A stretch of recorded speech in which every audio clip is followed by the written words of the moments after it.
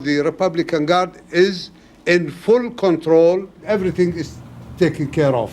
What you are hearing, I don't know whether you can distinguish whether this is our missiles and our artillery or theirs. We will defeat them. We will fight them till we clean our country from their dirts. They killed a number of their mercenaries, injured another number, and the rest flew like rats. They are a snake moving in the desert. We push them, they run away to the back, we pounding them, they disappear in the depth back. If you've got health care already, then you can keep your plan if you are satisfied with it. If you like the plan you have, you can keep it. I intend to keep this promise. If you like your health care plan, you'll be able to keep your health care plan. If you like your plan and your doctor, you can keep them. You'll be able to keep your health care plan. If you like your plan, you keep your plan. If you like your doctor, you like your plan, you can keep your doctor, you can keep your plan. You like your current insurance, you keep that insurance. Period. Time after time, and said that she was referring to talking points created by the CIA. Now we see a document that comes from the White House, not from the CIA, attributing the protests to the video. And we have the former director of the CIA saying that that was not something that his analysts had attributed. That document that we're talking about today was about the overall environment in the Muslim world. Say that the attack at Benghazi was rooted in a protest over the video? That's what she said. I know that you and I are both in a different time zone right now. What difference at this point does it make? It's not about Benghazi. Why turn it over in a Benghazi suit? It seems... you would have to ask State Department about their process for responding to FOIA requests. Again,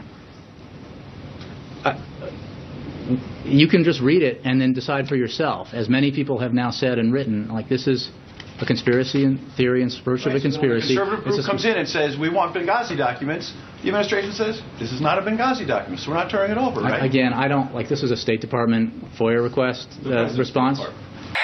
What difference at this point does it make? Now the Republican Guard is in full control of Saddam International Airport, and those mercenaries now outside the airport in Abu Ghraib district, and they are surrounded, and we are pounding them by missiles and heavy artillery. We are deciding it's under our control.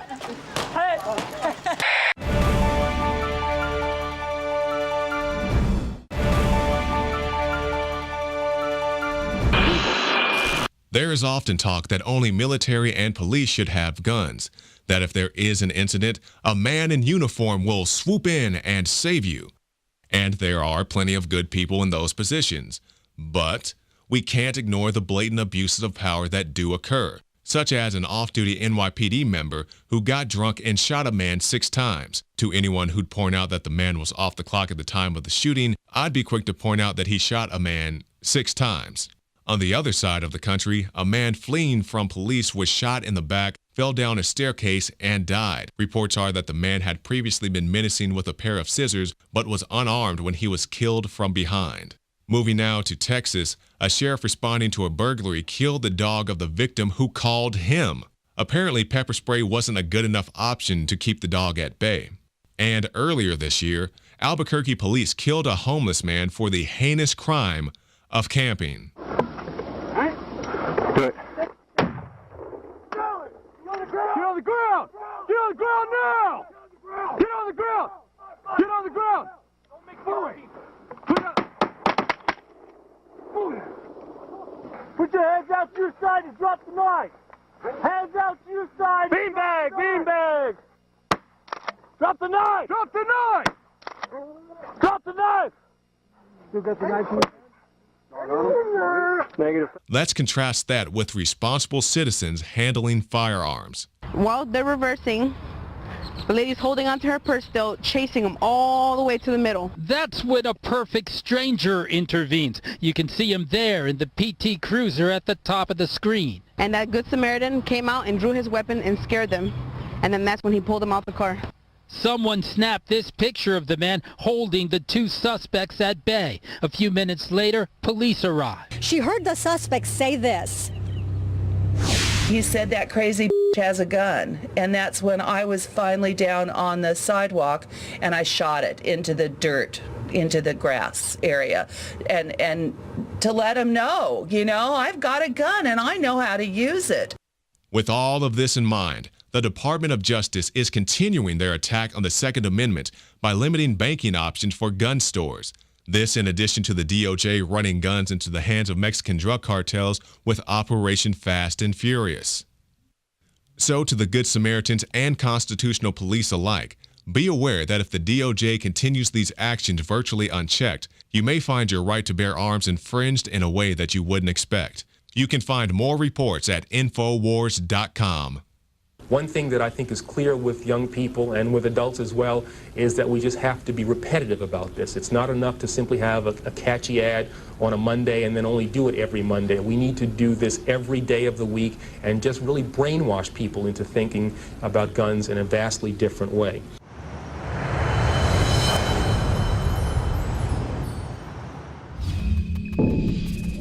Well, thank you for tuning in to the show tonight. There are many more special reports coming up right after the news, but please pick up a copy of this month's edition of the INFOWARS magazine. It recaps the battle for Bunkerville, everything that went down there, including Dirty Harry Reid and Cliven Bundy and all of his supporters. We've got some great graphics here from the graphics department, kind of breaking down the reality of the grazing cattle there versus the desert tortoise and the endangered desert tortoise. Basically, nature had it right to begin with. In the 1930s, when the cattle were just grazing freely, the turtles themselves were living in abundance. And then as the feds came in and took control of the land, not only did the cattle go down by about 90%, they reduced that, but the tortoises themselves went down by about 97%. So it's definitely not about protecting an endangered desert tortoise. It's more so about controlling this land and apparently reducing the beef production also there in an effort to control our food and how much food is coming in and out of our farmland. So thank you, BLM. That's all here in this edition of the INFOWARS magazine. Be sure to pick it up. You help support our operation. And thank you all so much for watching the show tonight. We'll see you here next week, 7 p.m. Central. Does the term public servant sound like an anachronism to you? Something from a bygone era where people believed that the government worked for them? When they paid the salaries, they believed they were the masters? Well, the mindset among most people in government today appears to be that they are the masters, we are the slaves, and many of the slaves have that same attitude. Take this story out of Louisiana. A mother's concerned when her asthmatic son turns red, complains of chest pains, so she calls for an ambulance. Now, the EMS personnel don't show much concern for his medical condition. In fact, even though he's pointing to his chest, according to the mother, they say, well, he's pointing to his stomach, so he's not having any chest issues or asthma conditions. And then they start to ask why he's not in school. When they find out that he's homeschooled, they begin an inspection of the house. Taken back by this, she confronts these EMS personnel, and they say, well, we're agents of the state. So she calls the supervisor and complains, and he says, they're agents of the state. Now, that's in Louisiana.